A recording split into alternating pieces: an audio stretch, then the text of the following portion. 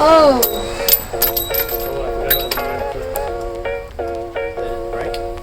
Yeah, but we have him on, don't we? Oh, that's the only way the window is in? Yep. We just gave the car a wash, and the window is so clean, it's like it's not even there. Oh.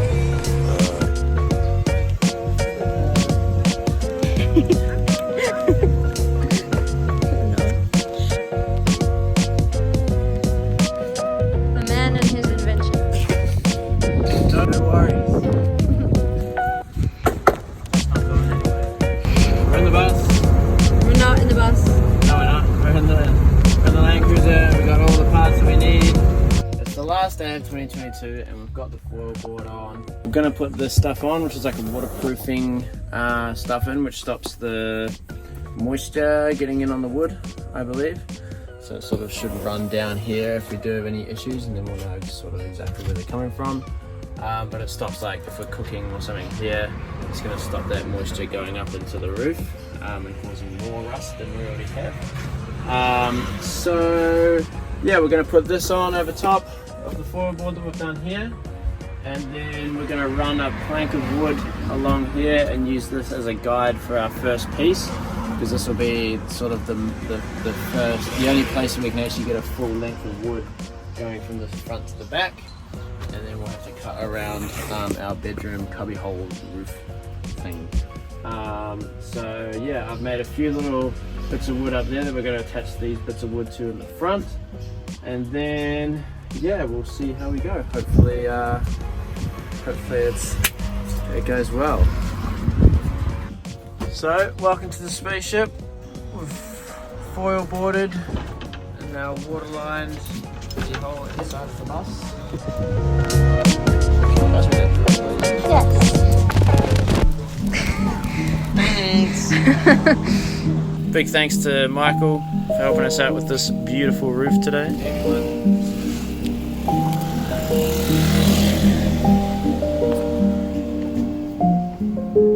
It's not perfect. It's not bad. Several months later. And the only problem with being gone for a while is that these things grow spider webs across the doorway of where you are trying to get to. So yeah, I learned that on the hard way. It's fine when you can see it, but then there's another one hiding in there. It's like, bro, Australia, man.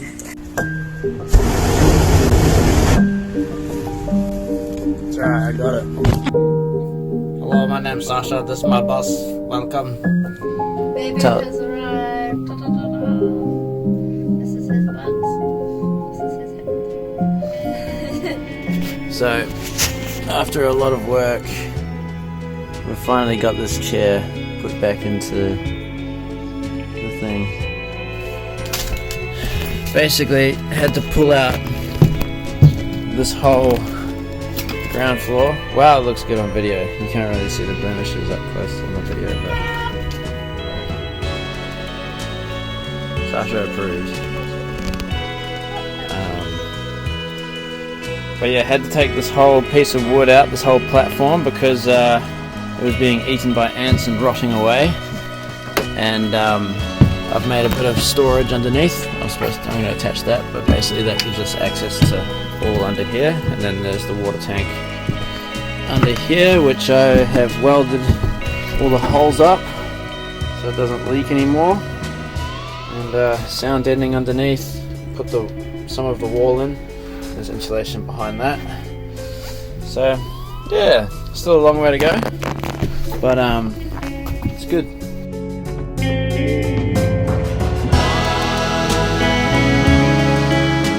Fixing the rust, and then it started raining.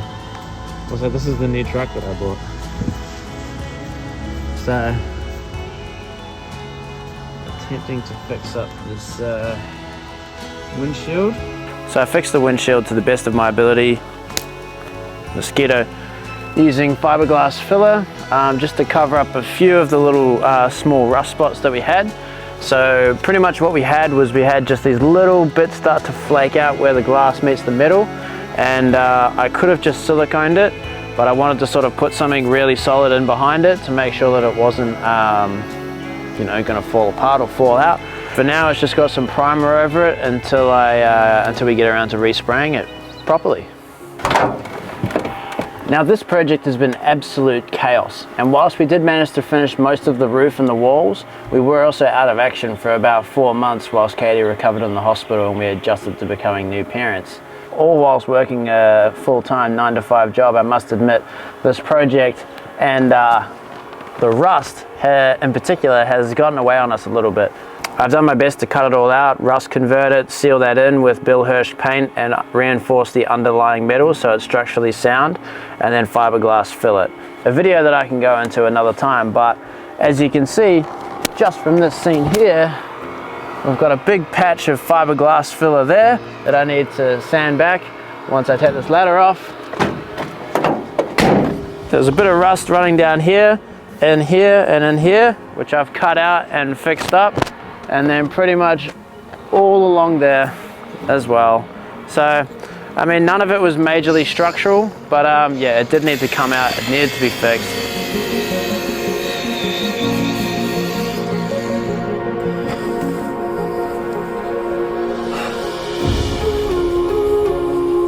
Lots of sanding and fiberglass.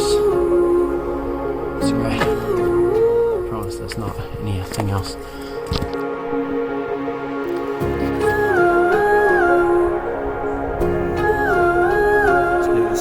So for now that's just going to have to do.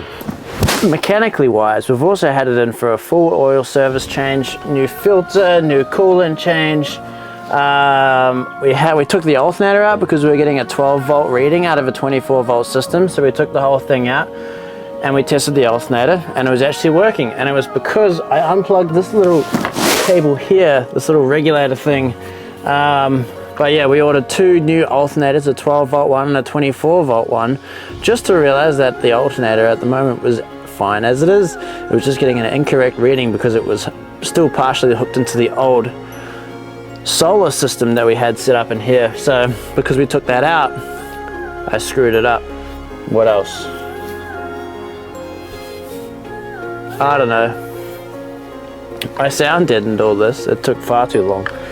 Thanks, Andy, for the sound deadening. Ah! Also, the old handbrake, she wasn't holding, so we had to actually drop the gearbox out just to get to the rear brake shoes so that we could swap those out and put some new brake pads in. And a new handbrake cable, because those were just metal on metal, next level, gone. So the handbrake holds like an anchor. She's good now. So let me start this up. So she does start, which is a good start. But this is the weird part. So we've got 2 switches here. This one does the left indicator. That one just stays on. Same as on this one. So we've got 2 switches that do the indicators. But then if I put my parking lights on, that indicator stays on. And that one now switches over. So we've got 2. Now this one doesn't work. This one works, but that one just stays on. So we've got a weird issue with that I don't know what's going on. And then the next issue, we've either got these lights, which is just like normal driving lights, or we've got these, and there's no in between. So that's the next thing I need to figure out. But yeah, it's a bit kooky, to be honest. This little thing on the ground here, that actually controls the headlights. And then that controls the spotlight on the top. So the bus failed rego like quite badly, which was an issue. There was just a little bit too much rust for the guy's liking. The guy that did our slip and also failed the bus decided that he would charge me $600 for this really high quality bumper. And the best part about it, let me show you. This is a really awesome bumper. It's so good, you can't open the rear door anymore. Thanks, Beach Wheels. You guys are awesome. Thanks for taking all my money. I really don't Don't use beach wheels and DY, they suck.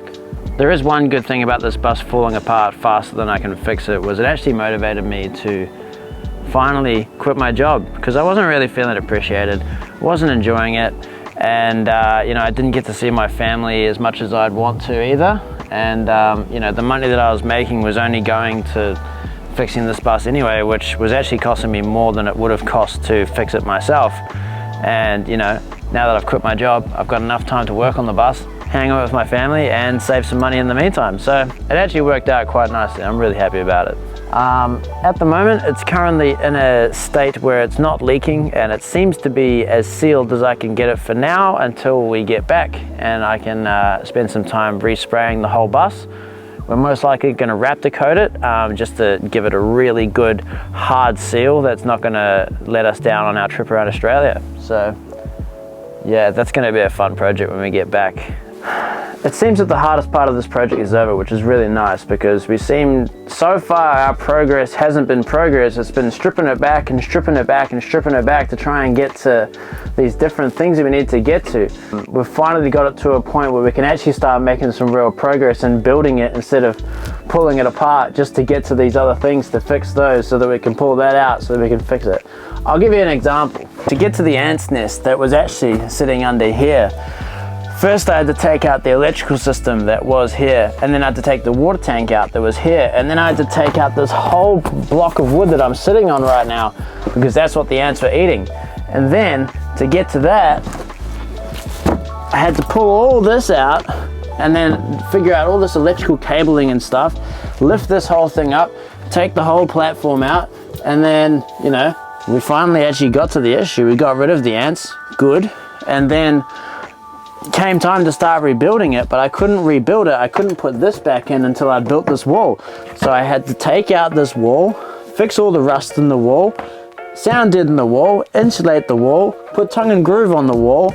I had to fix the water tank. I had to sound deaden under the water tank, put the tank back in, build a new platform around that tank, put some storage under it, put the chairs back on. I had to figure out how to design a 24-volt system that will run off the alternator and the solar panels, figure out that I don't have a clue how to do that, and then I had to call up Kate's uncle who designs these types of systems. He came in and helped us. Now we're halfway through building our electrical system on a new platform, which actually isn't looking that different to how we began, all because ants, right? And then I could finally start to put it all back together. So yeah, I get it. It's a bus build. I don't know what I was expecting except to build a bus, you know. That only makes sense. The one thing I would recommend if you're looking at doing a bus build like this is either buy one that's already kitted out, or buy one that is just bare bones, nothing in it, because at the end of the day you're gonna have to take it all out anyway, especially if you're wanting to do tongue and groove roof, which, you know, most people want to do, and working in amongst all this crap that's already here is really difficult. Like, it's nice we get to recycle some bits of old wood, but honestly the wood is a very poor quality. It's like that paper bark stuff, so it's got like a nice, it's quite deceitful really. It's got like a nice layer of wood, then it's got this crappy chipboard stuff, and then it's got another small slither of nice polished wood that looks really nice, but for building and structural integrity, not that good, unfortunately.